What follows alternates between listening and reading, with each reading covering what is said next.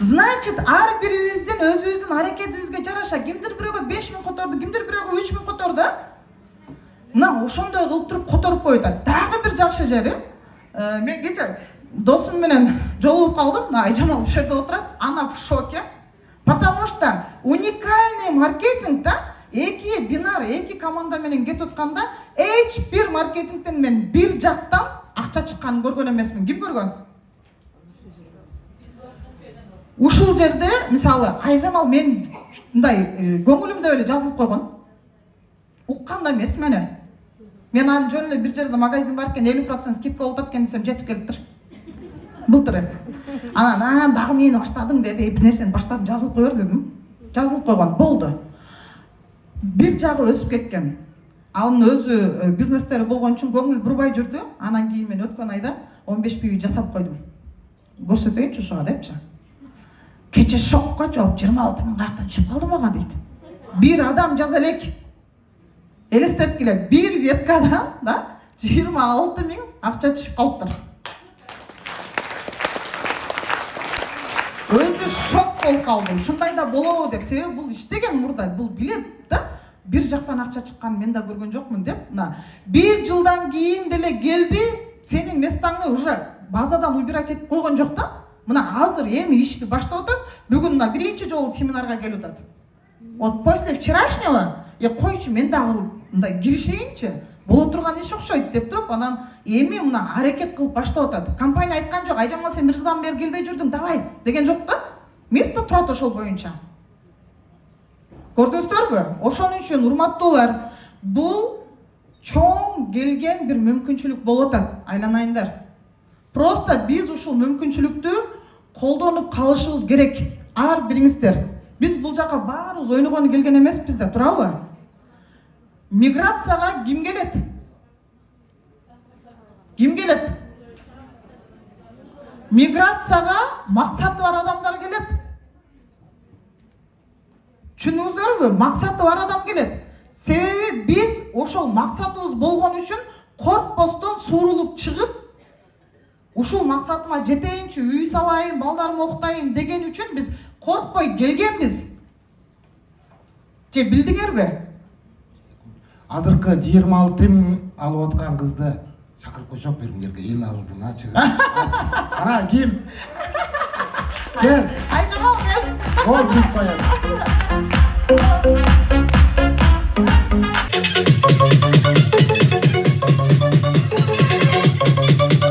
Шуну эле алабы экен, же албайбы экен деген ойлор болушу мүмкүн да, туура эле. Мына бул Айжамал менин досум, бирге чоңойгонбуз. Просто көңүл үчүн жазылып койгон. Азыр өзү айтсын бир экөөбүз, а? Эмне себептен берип атат? Не кылганыңа ошол 26 000 берип атат. Элдерге айтып берип койсун. Ассаламу алейкум баарыңыздарга. На кыргызском буду. Лучше. Чачкей менин жакын досум, экөөбүз бирге чоңойгонбуз. Бирге мектепте да бүткөнбүз. Эң жакын досум деп айтам, сырдашым. Мен дагы сетевой компанияларда жүргөнмүн. Өзүм башка сетевой компанияда иштеп жүргөм. Анан сетевой компаниядан бир аз чыгып, өзүм частный бизнес кылып кеткем. Валберс дегенди уккансыздар. Мен ошол жакта соода саттык кылам. Ачыгын айтканда, мен атайын Москвага ошол Валберсте иштеш үчүн келгем. Анан ошо былтыр мени чакырды. Чындап эле өзү айткандай эле магазин басып элип, мындай скидка экен, балдарыңа бирдемке аласың деп. Анан келсем, өзү эч нерсе алган жок. Мен эле алып, эки сумканы алып кетирип кеткем да. Чындыгындачы. Анан жазылып кой деген, жазылып койгом. Анан ошол бойдон чакырат, Айжамал келбейсиңби? Эми сен сетевиксиң да, билесиң да, эми өзүң лидер болуп жүргөнсүң, анан мондай деп айтсат, анан деп эле мен өзүм ишиммен алышпайм. Анан кечээне жолукканыбызда бул чошон чакырып коюп жүрдү. Анан дагы мени дагы башка тааныш, башка сетевой менен дагы бир лидер эжем чакырып атат. Келсең сонун экен десе, анан мен жазылып койгом.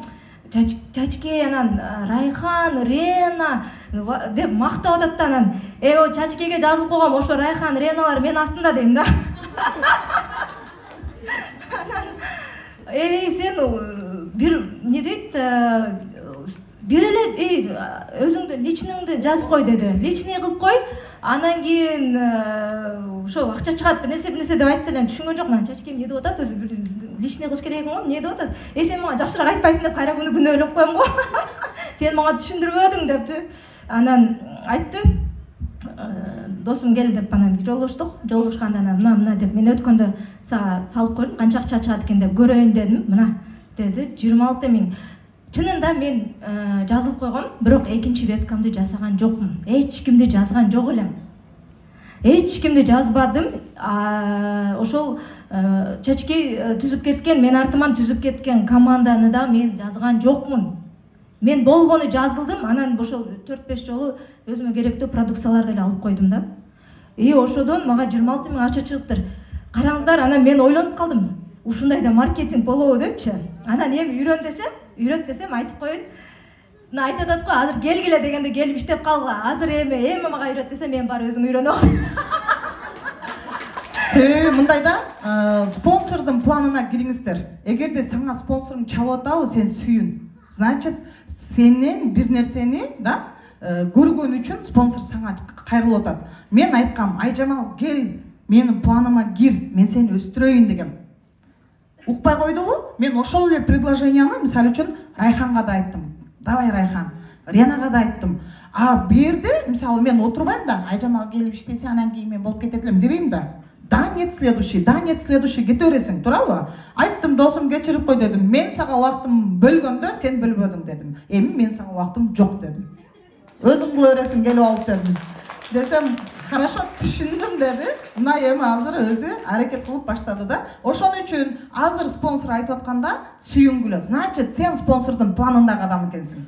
Спонсордун планына кириңиздер. Сөзсүз түрдө. Кийин спонсоруңдун сага убактысы болбой калат уже. Эки сүйлөм айтайын. Мына бүгүн келип отурасыздар го, жаңы келгендер айтып кетейин. Бүгүн жазылыңыздар. Бүгүн жазылып, мест алып коюңуздар. Убактыңыздар жок болсо деле жазылыңыздар. 28 900чү бир мошенник чалса деле алып коет, же бир жерден түшүп калат. 28 900 мындай эле акча да. Жазылып коюңуздар. Бир ай өтөбү, 3 ай өтөбү, анан кийин все равно бул бизнес болуп кетиши мүмкүн да. Ошон үчүн бул жалган эмес экен, ачыгын айткандачы. Мен мындай маркетинг, мен сетевой компанияны өзү билем. Маркетинг пландарды да билем, бирок мен мындай маркетинг планды кече Чачкей көрсөткөндөн көрүп атам. Ошон үчүн убакытты эме кылбаңыздар, Вот айта турган нерсе, эми жанатан бери эле баары эле айтты, жазыл, анан мынт, анан ант деп да, өзүңөр билгиле. Жазылгыңар келсе жазылгыла. Өзгөргүңөр келсе жазылгыла. Байыгыңар келсе, саякаттагыңар келсе жазылгыла. Бирөө үчүн эмес. Түшүндүңүздөрбү? Ар бир адамдын тагдыры өзүнүн колунда.